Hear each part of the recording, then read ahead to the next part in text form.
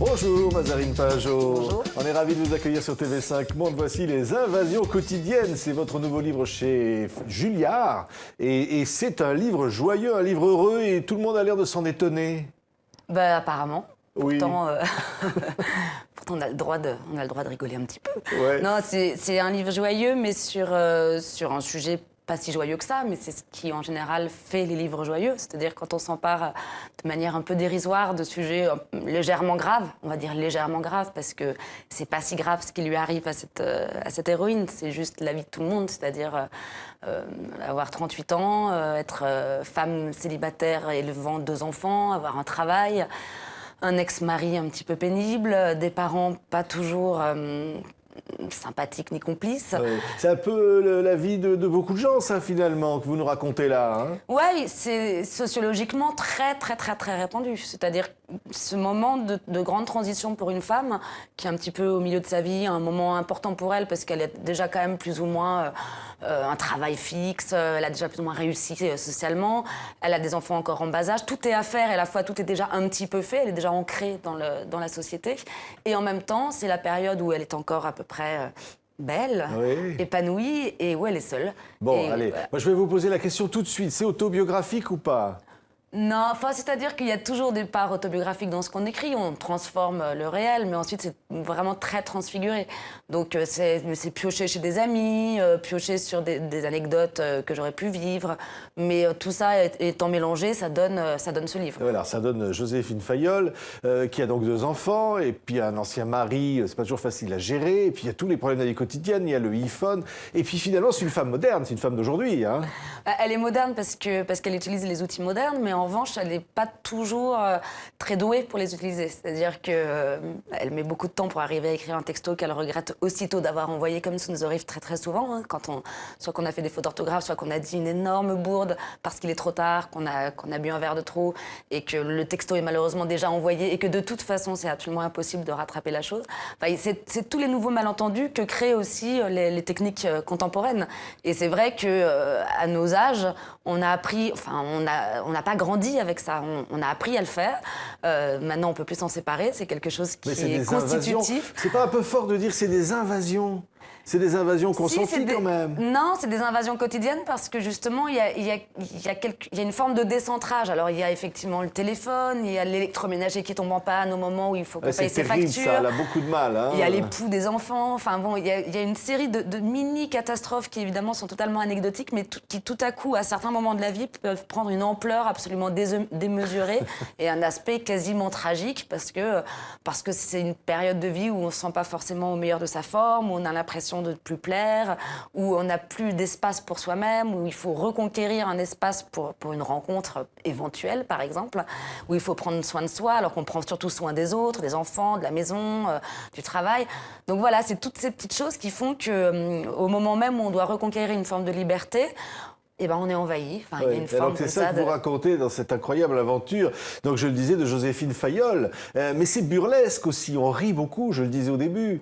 C'est-à-dire qu'on peut quand même s'amuser des choses de la vie. Hein. Ouais, bien sûr, heureusement. Oui, non, le parti pris est résolument burlesque, humoristique. C'est une comédie. C'est une comédie un peu dépressive, on pourrait dire, mais parce qu'elle est un peu dépressive, elle est un peu faux-folle.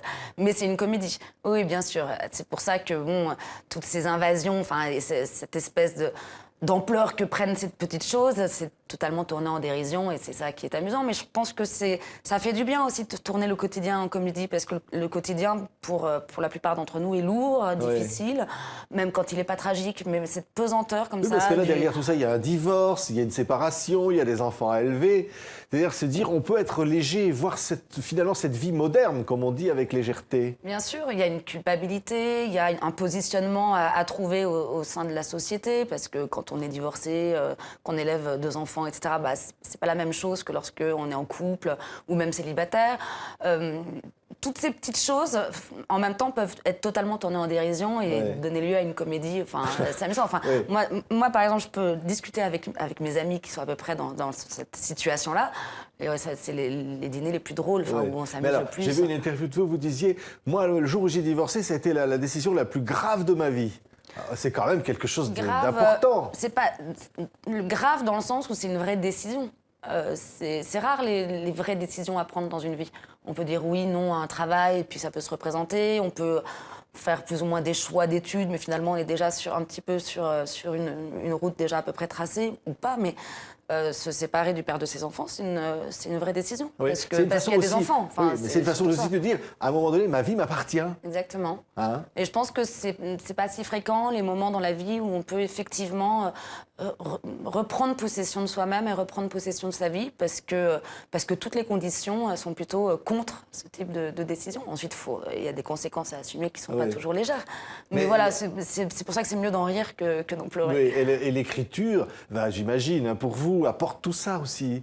C'est une Ah forme de bonheur de s'écrire et d'écrire sa vie et celle des autres. Quoi. Non, mais il y a une jubilation à se tourner soi-même en dérision, en fait. Il y a une jubilation à regarder parfois quelque chose de pathétique quand on est en tête-à-tête avec son frigidaire et qu'il reste plus rien, sinon un fromage tout pourri. Enfin, c'est idiot, mais tout à coup, ça renvoie évidemment au vide momentané qu'on peut traverser, à la tristesse qui est la sienne d'avoir laissé quand même derrière soi une famille.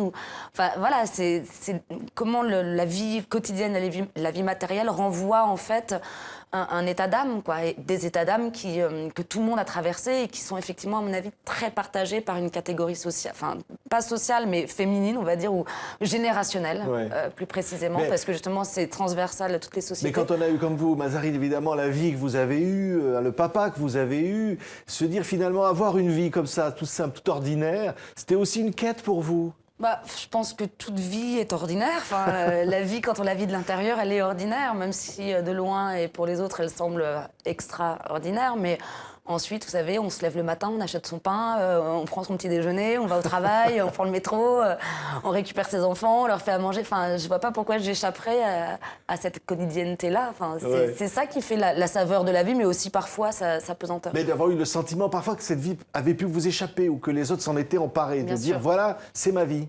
Bien sûr, ça c'est vrai. C'est vrai qu'il y a toujours eu cette espèce de dialectique entre une forme de dépossession de soi par l'image, par les récits qu'on peut faire de vous, par les fantasmes aussi, et puis la réalité qui est, somme toute, relativement simple. Alors ensuite, on la transforme, on la crée, sa réalité. Elle peut être joyeuse, elle peut être libre, elle peut être formidable, mais la réalité, ça reste la réalité. C'est la même pour tout le monde.